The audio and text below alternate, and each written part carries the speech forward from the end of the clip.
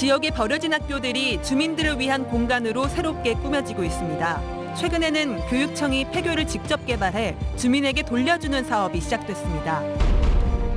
고흥 해창만 수상태양광 발전시설이 송전선 설치를 앞두고 인근 주민들의 반대에 부딪혔습니다. 송전선이 주민 건강에 나쁜 영향을 미친다는 게 주된 이유입니다. 국민의힘 대선주자 경선에 호남의 민심이 예전 같지 않습니다. 호남의 영향력이 커지면서 후보들에 대한 관심도 뜨겁습니다. 전라남도 교육청이 도내 모든 학생들에게 교육회복 특별지원금 15만 원을 지급합니다. 지원금은 학습자료 구입과 병원 치료, 체험활동비 등에 쓸 수 있습니다.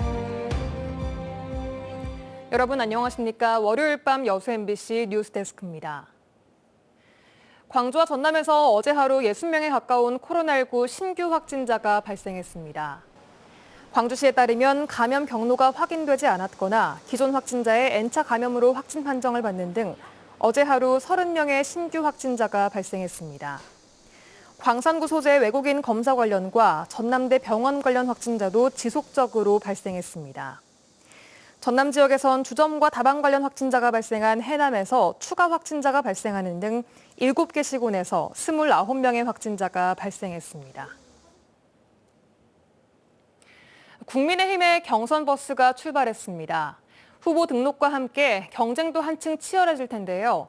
그동안 보수정당의 경선엔 호남의 민심도 그리고 후보들도 관심이 덜했지만 이번 대선은 사정이 많이 달라졌습니다. 윤군수 기자입니다. 국민의힘 대선 후보 경선은 3단계를 거칩니다. 먼저 1차 컷오프에서 8명을 줄이고 2차 컷오프에서 4명으로 압축한 뒤 오는 11월 9일에 최종 후보를 결정하는 방식입니다. 선택권은 당원과 일반 국민이 나눠갔는데 호남 지역의 당원이 늘면서 경선에서 호남의 영향력도 그만큼 커지게 됐습니다. 그 호남에서 분위기가 상당히 이제 좀 좋은 분위기로 되고 또 이제 저희 당 그 후보님들 같은 경우도 호남에 대해서 신경을 많이 쓰시는 그런 상황입니다. 당원 증가보다 더 큰 변수는 여론조사입니다. 경선 단계별로 여론조사의 비중이 최소 50%에서 최대 100%가 반영되는데 여기에는 인구 비례에 따라서 호남의 여론도 반영해야 합니다. 지난 대선을 기준으로 호남의 유권자는 전체 유권자의 10.04%. 인구 변화를 감안하더라도 국민의힘 경선 여론조사에서 호남의 비중이 10% 안팎이 될 거라는 계산이 나옵니다. 경우에 따라서는 호남 민심의 역선택이 경선 결과에 영향을 미칠 수 있습니다. 여당 지지세가 강한 호남에서 싸우기 쉬운 야당 후보를 선택할 수 있기 때문입니다. 이래저래 국민의힘 경선 과정에서 호남의 입김이 세질 것으로 예상되면서 후보들의 호남 구의 경쟁은 역대 어느 대선 때보다 뜨거울 걸로 보입니다. MBC 뉴스 윤문수입니다. 전남 동북권 전현직 시도의원들이 민주당 대선 주자들에 대한 지지를 잇따라 선언했습니다. 여수와 순천, 광양시의회 전현직 의장 10여 명은 오늘 순천시청 앞에서 기자회견을 갖고 급변하는 국내외 정세 속에서 향후 5년은 대한민국의 미래를 결정하는 중차대한 시기가 될 것이라며 이재명 지사가 지속 가능한 성장의 새 장을 열어갈 유일한 후보라고 주장했습니다. 이어 동북권 광역기초의원 20여 명도 기자회견을 열고 이낙연 전 대표가 광양항 활성화 등 동북권 발전에 전력을 다해왔고 내년 대통령 선거에서 이길 수 있는 후보를 뽑아야 한다며 이 전 대표에 대한 지지 의사를 밝혔습니다. 국내 최대 규모로 주목을 받았던 고흥 해창만 수상태양광 발전시설이 송전선 설치를 앞두고 논란에 휩싸였습니다. 송전선이 통과하는 7개 마을 주민들이 건강 악영향을 우려하며 결사 반대하고 나섰기 때문인데요. 자세한 내용 조희원 기자가 취재했습니다. 고흥군 포도면의 한 마을.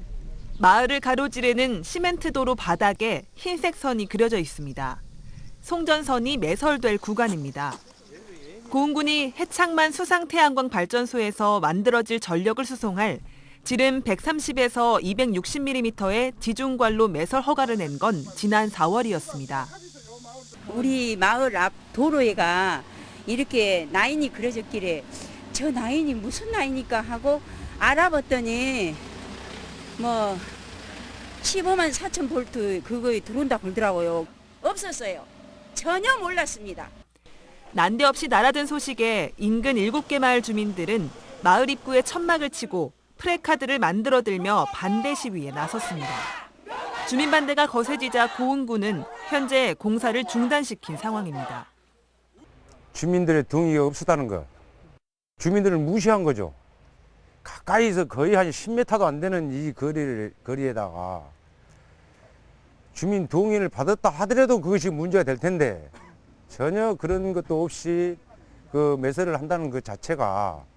주민들은 전자파가 암이나 백혈병, 종양 등과 높은 연관성이 있다는 연구 결과가 다수 보고돼 있다며 마을을 우회해 매립할 것을 요구하고 있습니다. 실제로 해외에서는 주택이나 사무실 주변에 고압 송전선을 설치할 경우 최소 30m의 이격거리를 두도록 권고하는 경우가 많다는 겁니다. 발전기금도 필요 없다는 강경한 태도입니다. 아니 그 돈이 문제가 아니고 이제 강행하면 물리적으로 저희들은 막을 겁니다. 아니면 트랙터를 갖다가 막을 수밖에 없어요. 그러나 업체 측은 산업통상자원부나 한전은 1.1m 이상 묻을 경우 전자파에 대한 위해성은 없다고 권고하고 있다며 이미 대도시 아파트 단지에서도 쓰고 있는 기준이라고 반박했습니다. 하지만 주민들과의 입장차는 좀처럼 좁혀지지 않고 있어 적절한 중재 조치가 진행되지 않을 경우 머지않아 거센 갈등으로 번질 가능성도 있습니다. MBC 뉴스 조희원입니다. 전라남도 교육청이 다음 달까지 도내 모든 학생들에게 교육회복특별지원금 15만 원을 지급합니다. 지급 대상은 전남 지역 모든 학교 재학생과 학교 밖 청소년 18만 9천여 명으로 1인당 15만 원씩 선불카드 형태로 지급됩니다. 도교육청은 지역 경제 활성화를 위해 전라남도에 주소를 둔 카드 가맹점으로 사용처를 한정했으며 학습 자료 구입과 병원 치료, 체험 활동비 등에만 쓸 수 있도록 했습니다. 순천시가 중고생 100원 시내버스 시행 이후 시내버스 이용 건수가 크게 증가한 것으로 나타났습니다. 순천시가 최근 교통카드 이용 건수를 빅데이터 등을 활용해 분석한 결과 중고생 100원 시내버스가 시행된 지난 6월과 7월 중고생 교통카드 이용 건수는 37만 3,800여 건으로 지난해 같은 기간에 비해 42%가 늘었습니다. 순천시는 중고생 100원 버스 시행 이후 코로나19로 침체된 운수업체의 경영 여건 개선은 물론 어려워진 가게 경제에도 큰 도움이 되고 있다고 분석했습니다.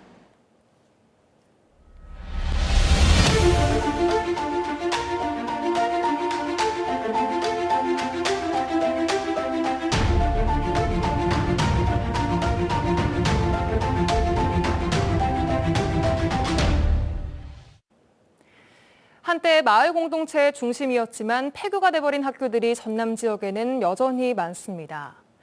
특히 개인에게 매각된 폐교들이 방치되고 있는 경우가 많은데요. 교육청이 폐교를 직접 개발해 주민들에게 돌려주는 사업에 들어갔습니다. 강서영 기자입니다. 여수 돌산중앙초등학교가 14년 만에 알록달록한 새 옷으로 갈아입었습니다. 2007년 폐교 이후 방치되던 학교를 교육청이 마을 주민들을 위한 공간으로 가꾸기 시작한 겁니다. 운동장은 계절에 따라 해바라기나 갓을 심어 정원으로 활용하고 건물은 주민들이 운영하는 로컬푸드 상점 등으로 쓰임새를 넓혔습니다. 60여 년간 주민과 함께했던 학교가 흉물로 남아 마음 아파했던 주민들은 학교의 변신에 기대를 모으고 있습니다. 예, 우리 모교입니다. 살려보려고 가진 노력을 많이 했었습니다. 이 학교를 되살려준다는 것이 자랑을 많이 했었습니다.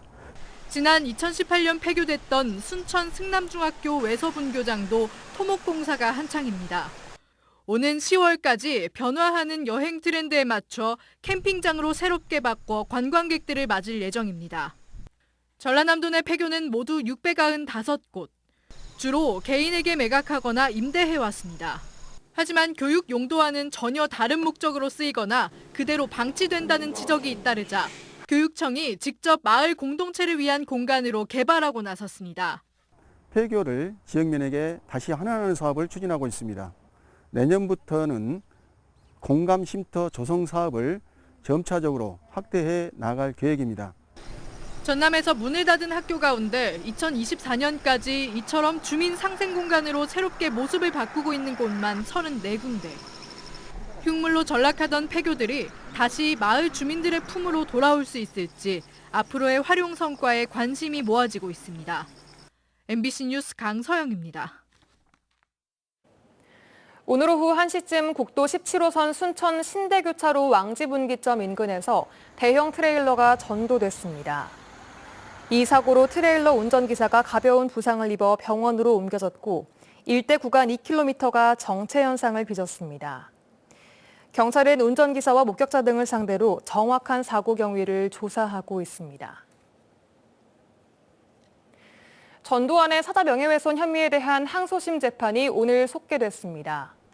이번 재판에는 전두환 회고록 편집과 출판에 관여했다고 하는 민정기 전 청와대 공보비서관이 증인으로 출석했습니다. 민 씨의 증인 출석에 대해 5월단체 등은 민 씨는 문제가 된 회고록을 전 씨가 아닌 자신이 썼다는 식으로 주장하며 논점을 피해갈 것으로 보인다며 지적했습니다.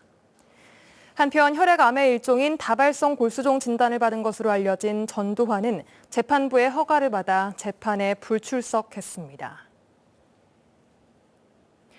추석을 앞두고 생필품 가격을 중심으로 물가가 오르고 있습니다. 낙농진흥회가 원유 가격 2.3% 인상을 결정한 가운데 우유 소매가와 빵, 과자, 아이스크림 등 관련 제품 가격 상승이 예상되고 있습니다. 또한 사료 가격 인상 여파로 돼지고기 가격도 지난해보다 10% 가까이 올랐으며 계란, 닭고기, 시금치와 마늘 등 채소류도 크게 상승해 가계 부담은 커지고 있습니다. 전남도가 다음 달 6일부터 코로나 상생 국민 지원금을 지급합니다. 지급 대상은 가구 소득 하위 80%로 건강보험료 가구별 합산액이 선정 기준에 충족해야 하며 1인당 25만 원씩 지급됩니다. 이번 지원금은 지난해 긴급 재난지원금과 달리 가구당 금액 상한 없이 가구원 수에 따라 지원되며 현금이 아닌 신용 체크카드나 지역사랑 상품권 형태로 지급됩니다.